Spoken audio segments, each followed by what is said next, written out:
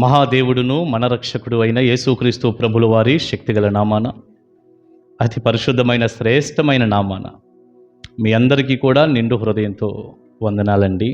దేవుని మహాకృప మీ అందరికీ తోడై ఉండును గాక. ఎలా ఉన్నారండి? దేవుని కృపలో మీరందరూ క్షేమమే కదా? సంతోషంగా ఉండండి. ప్రతిరోజు వింటున్న వర్తమానాన్ని బట్టి మిమ్మల్ని మీరు సరి చేసుకోండి. తప్పకుండా ఎన్ని దీవెనలు పొందుతామో లెక్క పెట్టలేం మనం. అన్ని ఆశీర్వాదాలు దేవుడు మీకు ఇచ్చునుగాక. సంతోషం. మనం దేవుని వాక్యంలోకి వెళ్ళి కొన్ని మాటలు పరిశుద్ధ గ్రంథంలో నుంచి మనం చూసే ముందండి, నేను ఒక్క మాట మిమ్మల్ని అడిగి కొన్ని మాటలు చెప్పి వాక్యాన్ని చదవాలని నేను అనుకుంటున్నాను. అవి ఏంటంటే, పంది పిల్లకి గొర్రె పిల్లకి తేడా ఏంటి? ఒకసారి మీరు ఆలోచించండి. ఆ తేడా ఏంటో నేను చెప్పనా? ప్రియులారా, గొర్రె పిల్లండి పొరపాటున బురదలో పడిందనుకోండి, అస్సలు నిమిషం కూడా అందులో ఉండదు. అంతేగా?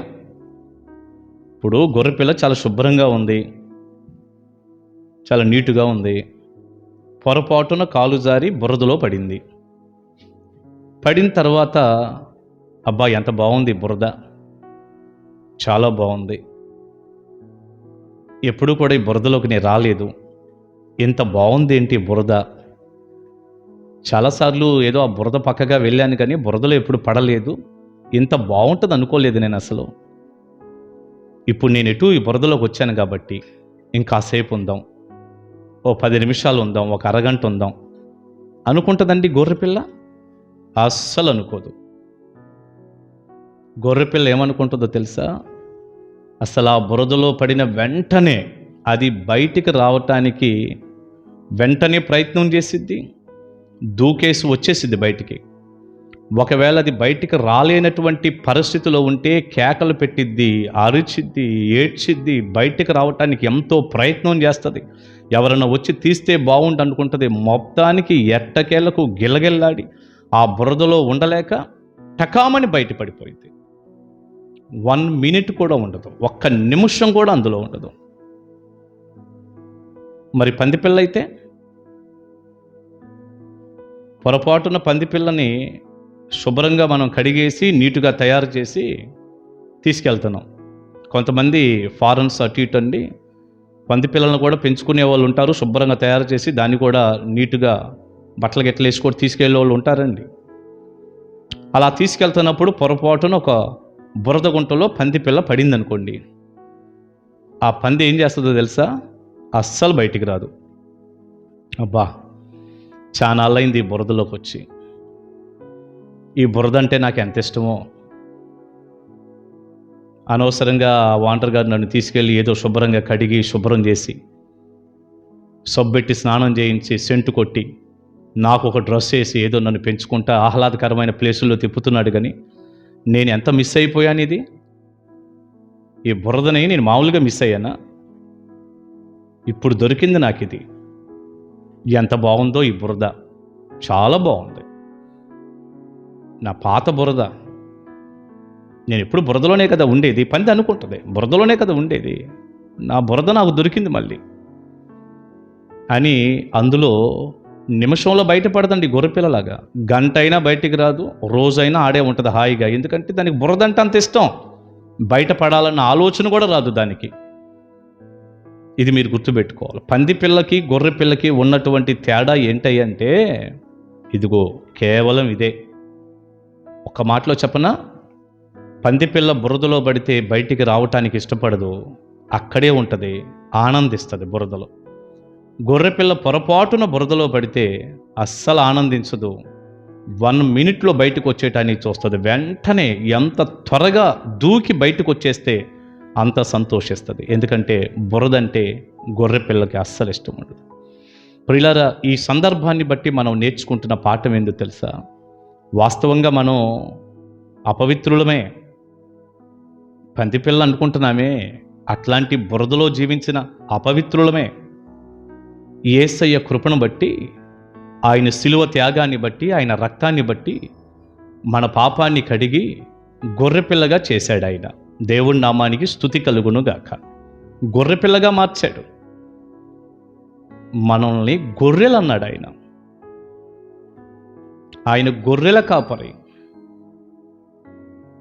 ఇప్పుడు గొర్రెగా ఉండి ప్రభువుని రక్షణ పొంది మనం వెంబడిస్తున్న క్రమంలో ఏదైనా కాలు జారితే, ఏదైనా పొరపాటు జరిగితే, ఏదో చూడకూడనిది చూస్తున్నావు, మాట్లాడకూడనిది మాట్లాడుతున్నావు, చేయకూడని పనిలోకి వెళ్ళావు, పొరపాటు జరిగింది. జరగకూడదు, అందులోకి వెళ్ళకూడదు.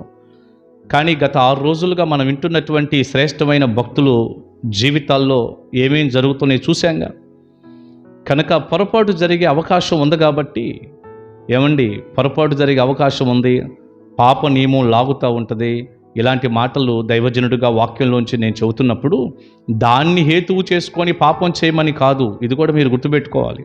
ఆ శ్రేష్టమైన భక్తుల్లోనే లోపాలు కనపడుతుంటే నేను చేస్తే ఏముందలే, దానికోసం కాదండి. వాక్యాన్ని ఆధారం చేసుకొని పాపం చేసేవాళ్ళు ఉన్నారు ఈనాడు చాలామంది. చిచ్చి, అది కాదు. అట్లా ఎప్పుడు ఊహించుకోకూడదు. నువ్వు కరెక్ట్గా బ్రతకాలనుకుంటున్నావు, కాలు జారింది, తెలుసో తెలియకో బురదలో పడ్డావు. నువ్వు గొర్రెపిల్లవైతే ఏం చేస్తావో తెలుసా? నిజంగా ప్రభువుని వెంబడించే గొర్రెపిల్లవైతే గిల్లగిల్లాడుతావు, అల్లాడుతావు, అరుస్తావు, ఏడుస్తావు. ఆ బురదలో నుంచి బయటికి రావటానికి వెంటనే ప్రయత్నం చేస్తావు. వెంటనే కాల్లో ముళ్ళు గుచ్చుకుంటే తీసేసుకున్నంత త్వరగా మనం బయటికి రావాలి. లేదని ఆ పాపంలోనే ఆనందించి, బురదంటే పాపం, పాపంలోనే ఆనందించి చాలా బాగుంది, ఒకప్పుడు వదిలిపెట్టి వచ్చాను, రక్షణ పొందిన కానించి ఇదేదో బాలింత పత్యం లాగుంది, చానాళ్ళైంది ఈ బురదలోకి వచ్చి, ఈ చూడకూడని వీడియోల్లోకి వచ్చి చానాళ్ళు అయిపోయింది, మళ్ళీ దొరికింది నాకు, ఈ రాత్రంతా చూస్తాను, లేదా ఒక 2-3 రోజులు చూస్తాను, 4 రోజులు చూస్తాను, లేకపోతే ఒక పాపంలో పడ్డాను, కొన్నాళ్ళు చేస్తాను, మారతానులే, మళ్ళీ సరి చేసుకుంటానులే, యేసు రక్తాన్ని ఆశ్రయిస్తానులే, ఇట్లాంటి పిచ్చి పనులు చేయకూడదు. అది పంది లక్షణం. అది ఎందుకంటే పంది చాలాసేపు ఉంటుందని చెప్పుకున్నాం కదా. బురదలో పడితే బయటికి రాదు అది, ఎందుకంటే అది బురద ఇష్టం కాబట్టి. మనం గొర్రె పిల్లలం కదా, పొరపాటున బురదలో పడితేనండి వెంటనే బయటకు వచ్చేసేయాలి, అస్సలు ఉండకూడదు. ప్రార్థన చేయాలి, ప్రభు సహాయాన్ని అడగాలి, వాక్యాన్ని చదువుకోవాలి, క్షమాపణ అడుక్కోవాలి దేవుని దగ్గర, వెంటనే బయటపడిపోవాలి. వెంటనే ఈ రాత్రంతా గడిపి రేపు 2-3 రోజులు గడిపి 4వ రోజు కానే కాదు, వెంటనే బయటకు వచ్చేయాలి. ఇది పంది పిల్లకి గొర్రె పిల్లకి ఉన్న తేడా. మనందరం గొర్రె పిల్లల్లాగా ఏ చిన్న పొరపాటు ఉన్నా కూడా సరి చేసుకొని వెంటనే బయటకు వచ్చుదుముగాక. ప్రియులారా, ఒక శ్రేష్టమైన వాక్యం ఇలా చదవనా? యోహాను గారు రాసినటువంటి మొదటి పత్రిక 1వ అధ్యాయం 9వ వచనం.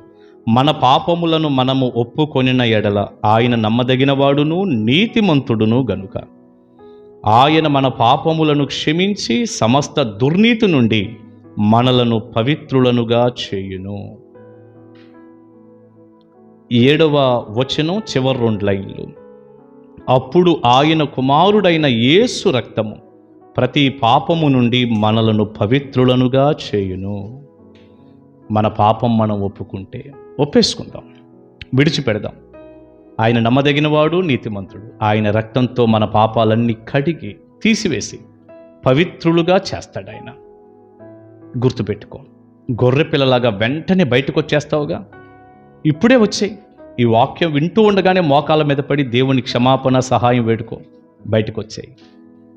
తద్వారా కలిగే ఆత్మ సంబంధమైన దీవెనలు, భౌతికపరమైన ఆశీర్వాదాలు, పరలోక భాగ్యం అన్నీ దేవుడు నీకు ఇచ్చునుగాక. ఆమేన్. ప్రార్థన చేసుకుందాం. పరిశుద్ధుడా, ప్రేమగల తండ్రి, వెత్తబడిన చక్కని వర్తమానం మీ పిల్లలకు దీవెనకరంగా చేయండి.